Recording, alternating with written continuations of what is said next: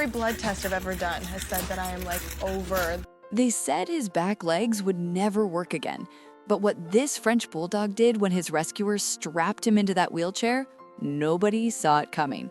This is Picasso, a 25-pound jet black Frenchie with oversized bat ears and the most expressive brown eyes you've ever seen. And this is Daisy, the woman walking home alone on a quiet Tuesday night when she heard the sound that would change both their lives forever. A screech of tires, a sickening thud, and then the most bone-chilling scream she'd ever heard pierce through the darkness. She didn't know it yet, but in approximately 4 seconds, she was about to make a split-second decision that would either save a life or destroy her emotionally forever.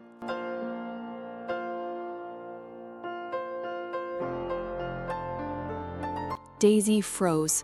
Her heart hammered so violently she could hear it pounding in her ears like war drums.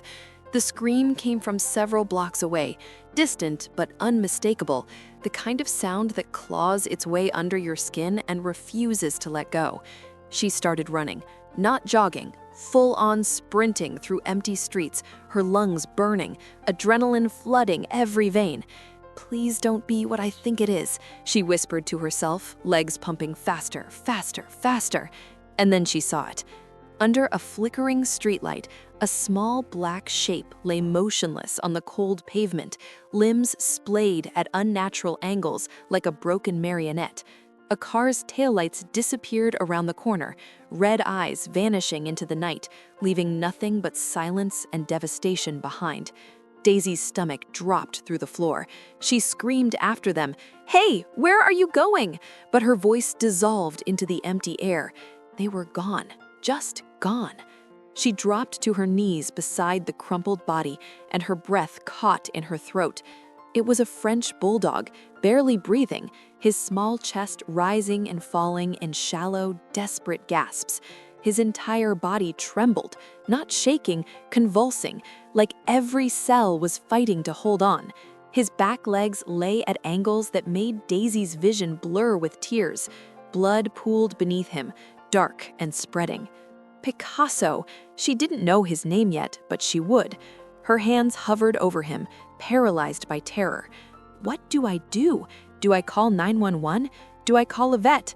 Her brain short-circuited, spinning in useless circles while precious seconds evaporated. Finally, she grabbed her phone with shaking fingers and dialed the emergency vet clinic. "Please," she choked out, "I found a dog. He's been hit. He's dying. I need help now."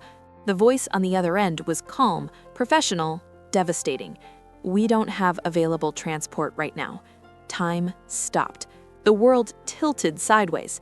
If you're watching this and haven't subscribed yet, I have to say I'm a little heartbroken. Stories like this need your support. Hit that subscribe button right now. You won't regret it. Now, back to what happened next. Daisy made her choice in half a heartbeat. She scooped Picasso into her arms, his body limp, trembling, so fragile she was terrified he'd shatter, and she ran, sprinted to her car, legs screaming, lungs on fire, Picasso's shallow breaths the only sound in the universe.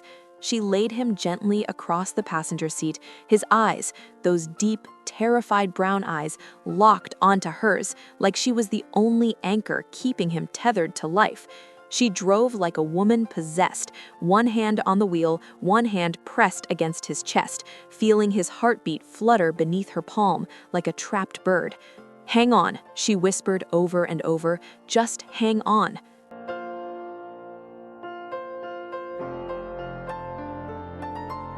She burst through the clinic doors at 2:47 a.m., Picasso limp in her arms, his breathing shallow and wet. The receptionist's face drained of color the second she saw them.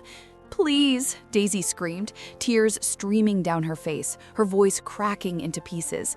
"Please don't let him die. Do whatever it takes. I don't care what it costs." The vet tech rushed forward, and they disappeared behind double doors, leaving Daisy alone in a fluorescent-lit waiting room that suddenly felt like a tomb. She collapsed into a plastic chair, her hands still shaking, still covered in his blood.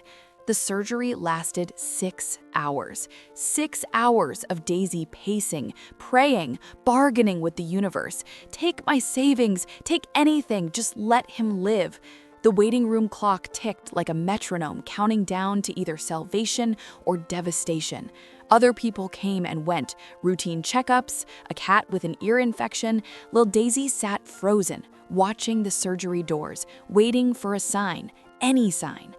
Then, as the first rays of sunrise crept through the windows, the doors finally opened.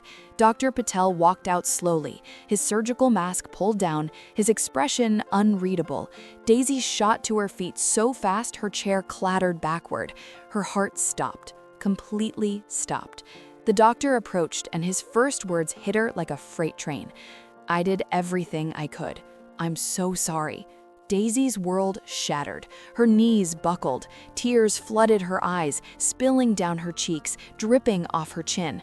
"No," she whispered, her voice barely audible, fragile as glass.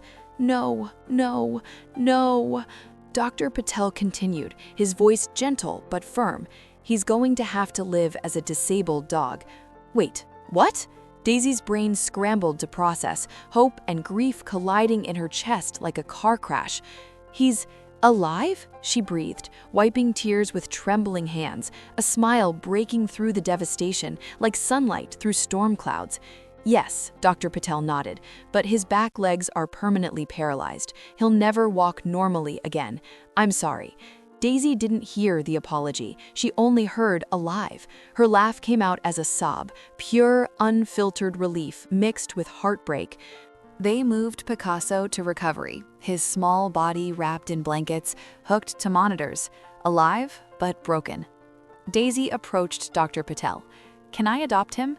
He checked the records. No microchip, severe malnutrition, signs of neglect. "He doesn't have an owner," he confirmed. Daisy pulled out her ID. "I want his name to be Picasso, and I'll cover all his medical bills." Picasso stayed at the clinic for 2 months, surgeries, recovery, learning to exist in a body that no longer obeyed. On discharge day, Daisy walked through those doors carrying a custom dog wheelchair. She knelt beside Picasso, strapping him into the harness. He looked down, confusion flickering in his eyes. Then Daisy stepped back. "Come on, baby." Picasso hesitated.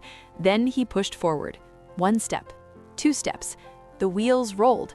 Suddenly, he was moving, flying. He took off across the clinic floor, wheels spinning, ears flapping, tongue hanging out in pure joy. He wasn't broken anymore. He was free. That moment, wheeling through those doors, climbing into Daisy's car, heading home, that was the first step of a life he'd spend living to the fullest.